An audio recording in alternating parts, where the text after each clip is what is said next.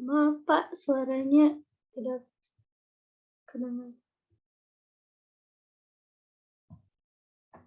Oke, udah clear ya? Baru Pak. Oke, kita masuk di bagian A saya, Bapak Ibu ya. Ini adalah sebuah prediksi atau pengkajian risiko untuk pengantar dia itu terjadi risiko gangguan atau masalah pada saat nanti dilakukan anestesi. Kiblatnya adalah ke American Society of Anesthesiologists. Oke, ASA itu apa? Ya, adalah sistem klasifikasi yang dikembangkan untuk menawarkan kepada dokter dan perawat anestesi dalam kategori yang sederhana, sehingga mencapai dari status fisiologi yang dapat membantu memprediksi risiko operasi. Kalau untuk sejarahnya dari tahun 1941 ya. Kemudian untuk purpose-nya, tujuannya adalah untuk mengevaluasi tingkat level, ya bukan lengket ya, level atau keadaan fisik pasien sebelum memilih anestesi atau sebelum melakukan operasi. Karena apa? Terkait teknik anestesinya itu. Untuk berkomunikasi antar rekan kerja, mengalokasikan sumber daya untuk pencatatan dan untuk membuat sistem yang seragam untuk analisis statistiknya. Tujuan yang lain adalah identifikasi faktor-faktor yang mempengaruhi sistem klasifikasi. Yang kedua, tinjauan beberapa masalah yang menjadi perhatian seputar sistem klasifikasi. Yang ketiga, meringkas kategori pasien yang potensial terjadinya risiko yang dapat emergensi atau berpengaruh terhadap kondisi dari pasien itu sendiri. Kemudian diskusikan strategi tim interprofesional antara dokter, penata anestesi, antara penata anestesi dengan operator, penata anestesi dengan tim bedah satu asisten seperti itu. Jadi saling mengevaluasi. Untuk klinikalnya sendiri, yang pertama adalah menentukan atau tidak dapat digunakan sebagai indikator langsung dari resiko operasi. Misalnya resiko operasi untuk pasien beresiko tinggi yang menjalani operasi katarak. Itu tidak bisa digunakan ya. Jadi ASA ini digunakan sebelum melakukan pembedahan atau anestesi. Contohnya yang menjalani esofagektomi atau operasi jantung. Sistem secara implisit mengasumsikan bahwa usia tidak berhubungan dengan fisiologis. Itu tidak benar ya. Semakin dia lansia, maka dia semakin banyak problemnya pada saat anestesi. Dosisnya pun berbeda. Kemudian untuk klinikal keduanya adalah sebagaimana disetujui oleh ASA Host Delegated 15 Oktober ya 2014, ini menunjukkan perhatikan bahwa tidak ada klasifikasi khusus untuk pasien dengan penyakit sistemik sedang. Itu maksudnya adalah di dalam ASA 2 dan ASA 3. Singkatannya bisa digunakan untuk yang pertama adalah berat badan tubuh, CHF, ya, gagal jantung kongestif, dan COPD, penyakit paru obstruktif. Yang paling sering terjadi itu adalah obesitas ya, Bapak Ibu. Karena kalau sudah terjadi gangguan di obesitas itu, lehernya pendek, ya, kemudian manajemen airway-nya juga harus komprehensif, tidak bisa digunakan secara uh, apa ya namanya ya, cepat seperti itu, Bu. Jadi kita perlu pengkajian ulang. Kemudian untuk fungsinya adalah untuk melihat usia penyakit penyerta, biasanya DM ini yang sangat mempersulit kita, anemi juga mempersulit kita dalam melakukan proses pembedahan. Karena kalau HB-nya di bawah 8, dokter anestesi nggak akan mau operasi. Penata pun takut melakukannya. Kemudian luas dan durasi prosedur operasi. Ya, luasnya itu juga akan berpengaruh pada termoregulasi. Jadi jangan heran pada saat dengan SC, pasien dengan SC itu terjadi hipotermi dan shivering, gemeteran. Gitu ya. Kemudian keahlian tim bedah. Ini adalah operator, durasi operasi juga sangat nanti berefek pada termoregulasi dan hemodinamik pasien, peralatan yang tersedia, produk darah yang dibutuhkan, obat-obatan dibutuhkan implan, dan perawatan pasca operasi. Ini adalah klasifikasi ASA ya. yang harus Anda pahami, ini akan dilakukan sebelum pasien masuk intra anestesi. Bahkan ada yang bilang lebih baik digunakan pada saat dia di rawat inap, karena asanya sudah pasti langsung terdetek. Nanti ketika terdetek, dia dosisnya, dosis obatnya sudah dapat, teknik anestesi juga sudah dapat, mau dia regional ataupun anestesi umum. Ya, ini adalah yang 2013. Ini sudah dicoret, nggak dipakai. Ya, yang dipakai adalah ASA New Concept 2022. Artinya ada kasus emergensi di bidangnya. Contohnya seperti ini. ASA 1, seorang pasien itu sehat normal, ya. Tapi dia lebih memilih untuk melakukan pembedahan. Contoh kasusnya SC. Dia tidak punya kelainan, dia tidak punya masalah terkait kehamilan biar mau dia yang secara manual ya, maksudnya secara normal. Tapi dia minta dilakukan SC. Ini ASA 1 ya. Contohnya fisiologis, organik, tidak merokok, tidak ada penggunaan alkohol minimal, mencualikan usia ekstrim. Jadi tidak ada usia lansia di dalamnya. Kemudian untuk ASA 2, seorang pasien dengan penyakit sistemik ringan ya. Jadi contohnya di sini penyakitnya adalah hipertensi, obesitas ya, BMI-nya kurang dari 35. Kemudian ada peminum dan perokok. Jika ada minimal 3 tanda tersebut, jadi masukkan aja langsung ke ASA 2. Jadi kalau dokternya tanya, ini asanya berapa Mbak? Asanya 2 dok. Oh berarti bisa dilakukan dengan anestesi umum dengan pemberian LMA.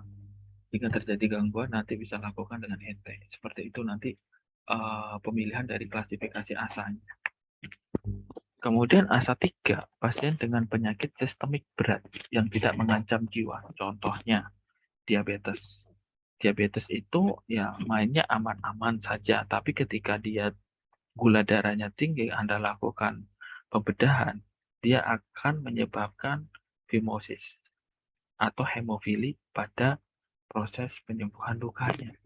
Jadi dia tidak akan bagus penyembuhannya daripada orang yang normal. Obesitas juga masuk juga ya, kemudian gagal ginjal kronis, penyakit bronkoplastik, angina yang stabil, dan pacu jantung implan. Jadi ada pemasangan implan jantung. Ini masuknya ASA 3. Kemudian di sini juga ada terkait tentang seorang pasien untuk ASA 4.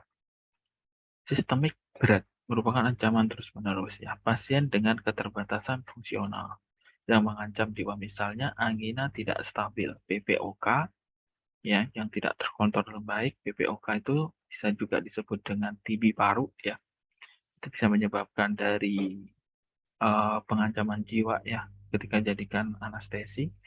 IMA, infak miokard, bisa dilihat nanti di EKG-nya, kemudian stroke. Jika stroke-nya baru, maka kerusakannya itu masih ada di dalam pembuluh darah. Jadi sekurang-kurangnya adalah 3 bulan dari serangan stroke tersebut baru dia bisa lakukan operasi. ASA 5, dia tidak bisa bertahan dalam 24 jam dilakukan operasi. Ini akan keluar ya, ASA ini akan keluar pada UTS Anda, pada UAS Anda, pada ujian OSCE Anda sebelum Anda berangkat ke rumah sakit praktek.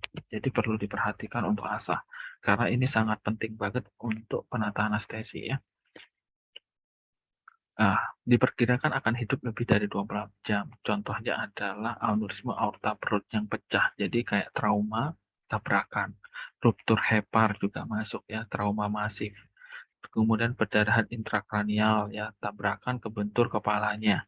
Jadi ada peningkatan TIO atau TIK ya, tekatan intrakranial. Seperti itu ada 3 aja dari kasus tersebut sudah masuk ASA 5.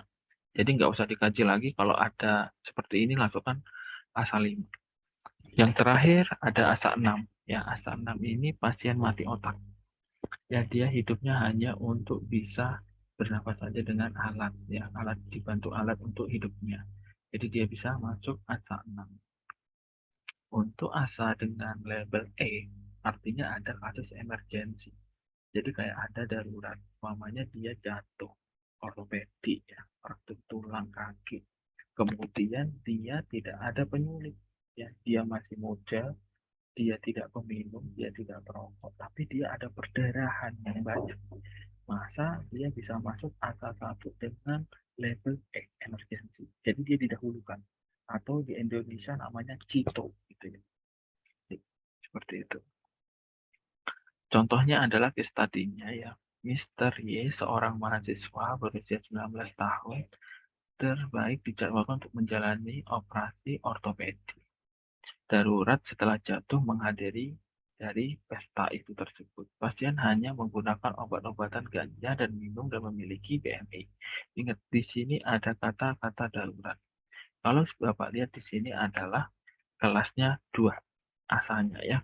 Dengan peminum sosial, dia sudah ada peminum, berarti sudah masuk asa 2. Dia juga mau meminum dari ganja ya. Karena apa?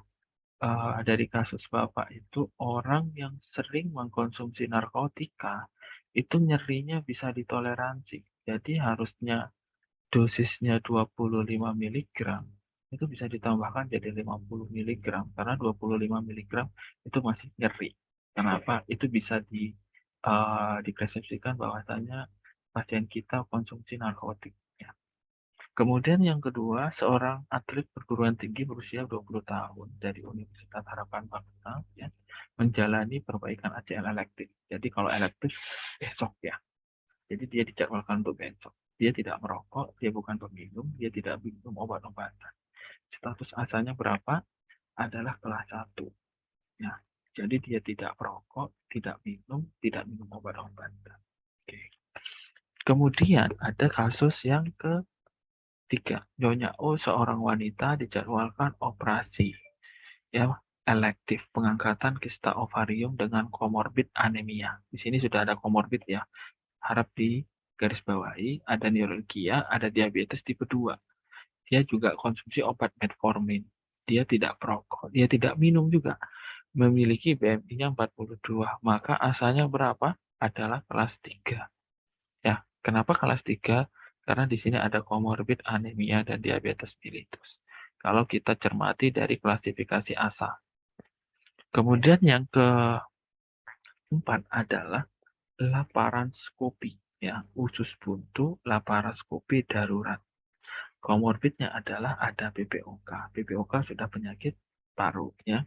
Dia juga sudah merokok seumur hidup, kemudian komorbiditasnya BMI-nya 46. Dia sesak nafas, maka berapakah asalnya? 4. Ya. Kenapa 4? Karena sudah ada PPOK, BMI-nya juga tinggi, terus dia disertai dengan diabetes mellitus. Ya. Jadi ketika ada darurat, masukkan E, berarti emergency tanda. Jadi ASA kelas 4E. Oke. Untuk yang kelima, ya, cedera kepala berat, ya, sepeda motor dengan tidak memakai helm, dekompensasi bedah saraf. Kemudian intervensi lainnya adalah perawatan intensif. Dia tidak ada responsif terhadap semua rangsangan. Pengujian dari kematian otak dilakukan sesuai dengan pedoman Akademi Neurologi. Tidak adanya fungsi sistem saraf dan otaknya juga tidak berfungsi. Berapakah asalnya? Adalah 6. Ya. Jadi patokannya adalah asa tadi. Mau dibuat apa soalnya kasusnya? Kalau ada kata-kata otak kematian atau kematian otak, berarti alasannya adalah kelas 6. Kemudian yang terakhir adalah terkait seseorang pria 55 tahun, perbaikan darurat aneurisma aorta perut atau artinya ruptur. Ya. Dengan adanya CPR atau kardiopulmonar resusitasi karena asistol. Dia telah diintubasi ya, jadi sudah dapat intubasi, pasien akan ditugaskan dengan ASA, hidupnya lebih dari 24 jam. Jadi bisa dikategorikan kalau Bapak jawab asanya 5E. Kenapa? Lebih dari 24 jam dia nggak bisa hidup. Kemudian dia ada kata-kata darurat. Berarti bisa ditambah E. Ya. Enaging Health Campaign outcome-nya adalah semua petugas kesehatan Dalam anestesi, prosedur yang memerlukan anestesi harus memiliki pemahaman dasar tentang klasifikasi ASA. Sistem klasifikasi ASA ini dikembangkan untuk menaruhkan kepada dokter dan perawat anestesi dalam kategorisasi sederhana fisiologis pasien yang dapat membantu memprediksi resiko operasi.